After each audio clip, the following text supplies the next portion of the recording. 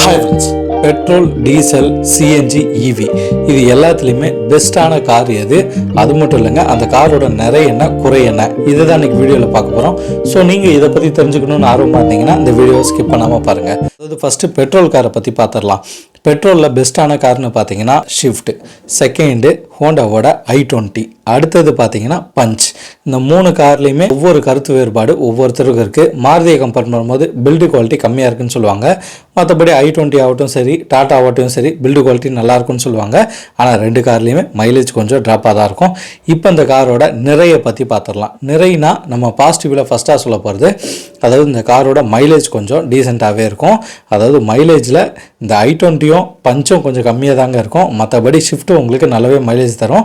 நம்ம ஏன் அந்த மூணு காரையும் சூஸ் பண்ணோம்னா, அந்த மூணு கார் பர்ஃபார்மன்ஸ் வந்து இந்த மூணு காரும் சிறப்பாக இருக்குன்றதுக்காக தான் இந்த மூணு காரை சூஸ் பண்ணியிருக்கோம். அடுத்தது இந்த காரோட சர்வீஸ் காஸ்ட்டு மூணுமே ஆவரேஜாக வரும். அதாவது பார்த்தீங்கன்னா மாருதியை கம்பேர் பண்ணும்போது ரெண்டு பிராண்டும் கொஞ்சம் அதிகமாக வரும். பட் இருந்தாலும் உங்களுக்கு லாங் டைம் யூஸ்க்கு இந்த கார் வந்து சிறப்பாகவே இருக்குங்க. அது மட்டும் இல்லைங்க, பெட்ரோல் கார்களில் இனிஷியலான பேமெண்ட் வந்து கம்மியாகவே இருக்கும். மற்ற சிஎன்ஜி ஆகட்டும் சரி, டீசல் ஆகட்டும் சரி, இவி ஆகட்டும் சரி, இது எல்லாத்தையுமே நம்ம கம்பேர் பண்ணும்போது 10 லட்ச ரூபா காராக இருந்தால் இது வந்து ஒரு 9 லட்ச ரூபா காராக இருக்கும். இப்போ இந்த பெட்ரோல் கார்களோட நெகட்டிவ் சைடை பற்றி பார்த்தரலாம். நெகட்டிவில் ஒரே பாயிண்ட் தாங்க. தெளிவாக சொல்லணும்னா மைலேஜ், அதாவது டீசல், சிஎன்ஜி, எலக்ட்ரிக் இது மூணுத்தையும் கம்பேர் பண்ணும்போது பெட்ரோல் கார்களோட அதாவது மைலேஜ் வந்து ரொம்பவே கம்மியாக இருக்கும். லாங் டேர்ம் யூஸுக்கு நீங்கள் ஒரு மாதம் 1000 கிலோமீட்டருக்குள்ளே தான் ஓட்ட போகிறீங்கன்னா உங்களுக்கு ஆகச்சிறந்த கார் பெட்ரோல் கார்கள். நெக்ஸ்ட் நம்ம டீசல் கார்களை பற்றி பார்த்துடலாம். டீசலில் பெஸ்ட்டான பிராண்டு கார்கள்னு பார்த்தீங்கன்னா மகேந்திராவோட பொலேரோ, ஸ்கார்பியோ என்னு, ஹோண்டா கிரெட்டா, கியா சோனட்டு இந்த மூன்று கார்களையும் தாராளமாக நம்பி எடுக்கலாம். இப்போ இந்த கார்களோட பாசிட்டிவை பார்த்தோன்னா, அதாவது நல்லாவே உங்களுக்கு டீசல் இருக்கிறதுனால உந்துதல் திறன் இருக்கும், நல்ல ஒரு டார்க் பவர் இருக்கிறதுனால நீங்கள் ஒரு லாங் டேர்மாக யூஸ் பண்ணுறதுக்கு ஒரு ஹைவேஸில் உங்களுக்கு க்ரூசிங்கெல்லாம் கவலையே இல்லைங்க, தாராளமாக நம்பி போகலாம். எவ்வளோ பேரை வச்சுட்டுனாலும் நீங்கள் தாராளமாக போகலாம். ஏன்னா உங்களுக்கு வெயிட் லோடு அதிகமானாலும் இந்த டீசலை பொறுத்த வரைக்கும் டார்க் நல்லா இருக்கிறதுனால உங்களுக்கு பவர் லாக் எந்த விஷயத்துலையும் ஆகாது. அது மட்டும் இல்லாமல் மைலேஜில் பெஸ்ட்டாகவே கிடைக்குங்க. இதெல்லாம் போக ஒரு விஷயம் பெஸ்ட்டாக இருக்கும், அதுதான் பார்த்தீங்கன்னா லாங் டேர்ம் யூஸ்க்கு.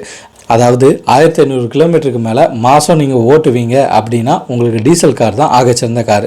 ஏன்னு கேட்டிங்கன்னா உங்களுக்கு மைலேஜ் ஆகட்டும் சரி, பர்ஃபார்மன்ஸ் ஆகட்டும் சரி, பெஸ்ட்டாகவே இருக்கும்.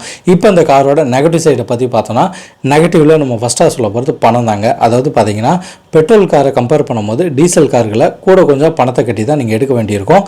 அது மட்டும் இல்லாமல் மெயின்டெனன்ஸ் வந்து அதிகமாகவே இருக்கும். சர்வீஸ் பில்லு கொஞ்சம் ஹெவியாக தாங்க இருக்கும்.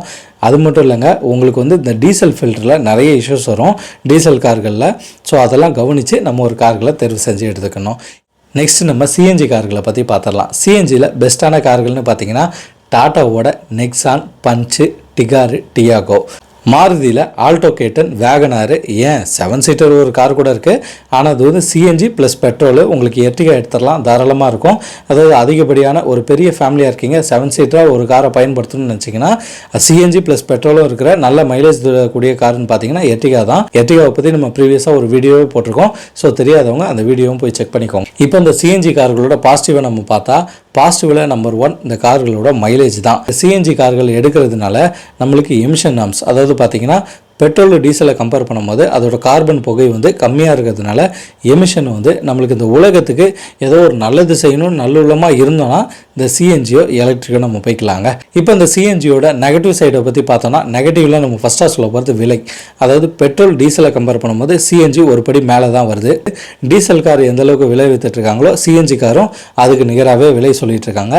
அடுத்தது முக்கியமான விஷயங்க, நம்ம ஊரில் ஃபியூல் ஸ்டேஷன் நிறையவே இருக்குது. பட் இருந்தாலும் சிஎன்ஜியை பொறுத்த வரைக்கும் பெருசாக டெவலப் ஆகலைங்க. அதாவது பார்த்தீங்கன்னா சிட்டிக்குள்ளே சிஎன்ஜி ஸ்டேஷன் நிறையவே இருக்குது. பட் இருந்தாலும் அந்த இடத்துல க்யூவும் இருக்குது. இப்போ நம்ம வீட்டுக்கு புக் பண்ணுற சிலிண்டரே எத்தனை நாள் வரதுக்கு அப்படின்னு உங்களுக்கு நல்லாவே தெரியும். அதே நம்ம காருக்கு சிஎன்ஜி போனோன்னா ரொம்பவே பொறுமை தேவைங்க.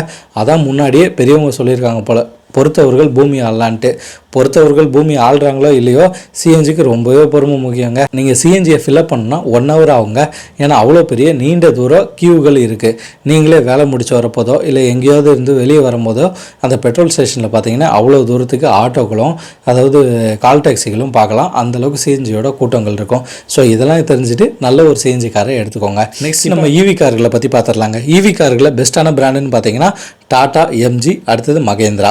அதாவது பட்ஜெட் ரேஞ்சில் ஒரு கார் வாங்கணும்னு நினைக்கிறீங்கன்னா அது நீங்கள் டாட்டாவை நாடி போடலாம். நெக்ஸான் இருக்குது, பஞ்ச் இருக்குது, டியாகோ இருக்குது.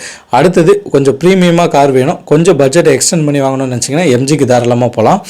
எம்ஜியிலேருந்து அடுத்த யுகமே, அதாவது பார்த்தீங்கன்னா புதுசாக ஒரு ஏலியன்ஸ் இறங்கி வந்து ஒரு காரை உருவாக்குனா ஒரு டிரான்ஸ்ஃபார்மர் மாதிரி அடுத்த ஒரு அப்டேட்டடான கார் வேணும், ஒரு ரோபோட்டிக் ஸ்டைலில் ஒரு கார் வாங்கணும்னு நினச்சிங்கன்னா அதாவது மகேந்திராவோட BE6க்கு போயிடலாம். இந்த காரை பொறுத்த வரைக்கும் நம்ம சொல்லவே தேவையில்ல, சுமார் 500 கிலோமீட்டருக்கு மேலேன்னு போட்டிருக்காங்க ரேஞ்சு. ஸோ அந்த கார் வந்து சிறப்பாக இருக்கும். ஸோ இந்த மாதிரி EV காரோட பாசிட்டிவை பார்த்துடலாம். பாசிட்டிவில் EV கார் பார்த்தீங்கன்னா நம்மளுக்கு மைலேஜ் ஆக சிறந்த மைலேஜாக இருக்கும். அதாவது யூனிட்டுக்கு நம்ம ஒரு சார்ஜ் பண்ணும்போது அதாவது நீண்ட தூரம் பயணம் செய்யலாம். அதாவது பெட்ரோல், டீசல், CNG இதை கம்பேர் பண்ணும்போது இந்த EV கார்களோட கரண்ட் பில் கொஞ்சம் கம்மியாகவே வருதுன்னு சொல்கிறாங்க. நெக்ஸ்ட்டு இதோட முக்கியமான விஷயம் பார்த்தீங்கன்னா இதோட ப்ரீமியமுங்க. அதாவது இந்த காருக்குள்ளே ஏறி உட்கார்ந்ததும் நம்ம கார் தான் ஓட்டுறோமா இல்லை ஃப்ளைட் ஓட்டுறோமா அந்தளவுக்கு தான் இந்த EV கார்களோட தொழில்நுட்பம் இருக்குது. நிறைய ஃபியூச்சர்ஸை அள்ளி கொடுத்துருக்காங்க நிறைய பிராண்டுகளில் EVயில். ஸோ இப்படியாப்பட்ட EV கார்களோட குறைகளை பற்றி பார்த்துடலாம். நெகட்டிவில் நம்ம ஃபஸ்ட்டாக சொல்ல போகிறது, என்ன தான் அதிகப்படியான மைலேஜ் கொடுத்தாலும் விலைப்பட்டியல் ரொம்பவே அதிகமாக இருக்குது சில பிராண்டு கார்களை தவிர்த்து. அதாவது பார்த்திங்கன்னா டாடா பிராண்டில் பார்த்தீங்கன்னா ஓரளவு ஜென்யூனாக இருக்குது. அதாவது ப்ரைஸ் வந்து மற்ற பிராண்ட்லாம் கம்பேர் பண்ணும்போது ரொம்பவே ரேட்டு ஹையாகவே இருக்குங்க. அது மட்டும் இல்லைங்க, EV கார்களை நம்ம வாங்கினதுக்கப்புறம் இதோட சர்வீஸ் காஸ்ட் என்னவோ பெட்ரோல், டீசல், CNG இதுக்கேற்ற மாதிரி தான் சர்வீஸ் காஸ்ட் வருது. ஆனால் என்றைக்கு நம்மளுக்கு பேட்ரி புட்டுக்கிட்டு போதோ அன்றைக்கி நம்ம பெரிய அமௌண்ட்டாக, அதாவது அந்த காரோட பாதி விலைக்கு பணத்தை எடுத்து வச்சு தான் அந்த காரை ரெடி பண்ண முடியும். அது மட்டும் இல்லை, இதில் பாசிட்டிவில் ஒரு முக்கியமான விஷயத்தை விட்டுட்டோம். அது என்னென்னு பார்த்தீங்கன்னா, அதாவது EV கார்களை நம்ம வாங்குறதுனால இந்த எமிஷன் நார்ம்ஸ், அதாவது இந்த உலகத்துக்கு நம்ம EV மூலிமா பொல்யூஷன்லாம் அதிகமாக கொடுக்காதனால நம்மளுக்கு பெனிஃபிட்ஸ்லாம் அதிகமாக கொடுக்குறாங்க. டேக்ஸ் டிடக்ஷனு, ரோட் டேக்ஸில் நம்மளுக்கு டிஸ்கவுண்ட்டு, இந்த மாதிரி நிறைய விஷயங்கள் இருக்குது. ஸோ நீங்கள் புதுசாக இப்போ EV கார் எடுத்துருந்தீங்கன்னா அதோட விலைப்பட்டியல் என்ன வருது நம்ம கமெண்ட் செக்ஷனில் போடுங்க, நம்மளும் அதை பார்த்து தெரிஞ்சுக்கலாம். ஓகே நண்பர்களே, பெட்ரோல், டீசல், CNG, EV இந்த கார்களை நீங்கள் பயன்படுத்திட்டு வந்தீங்கன்னா இதோட பாசிட்டிவ் அண்ட் நெகட்டிவை நம்ம கமெண்ட் பாக்ஸில் போடுங்க. நம்ம நண்பர்களுக்கு பயனுள்ளதாக இருக்கும். இதே போன்ற மோட்டார் சார்ந்த செய்திகளை நம்ம சேனல் வாயிலாக தெரிஞ்சுக்கொள்வதுக்கு இந்த மிதுன் ஸ்டோரி சேனலை சப்ஸ்கிரைப் பண்ணுங்கள், ஷேர் பண்ணுங்கள், லைக் பண்ணுங்கள். நீங்கள் பண்ணுற ஒவ்வொரு ஷேரு, சப்ஸ்கிரிப்ஷன், லைக்கில் மட்டும்தான் எனக்கு அடுத்தடுத்த வீடியோ போஸ்ட் பண்ணுறதுக்கு உந்துதலாக இருக்குன்றதை என்றைக்குமே மறந்துடாதீங்க. நானும் உங்கள் மிதுன் அடுத்த காணொளியில் சந்திக்கலாம். பாய்.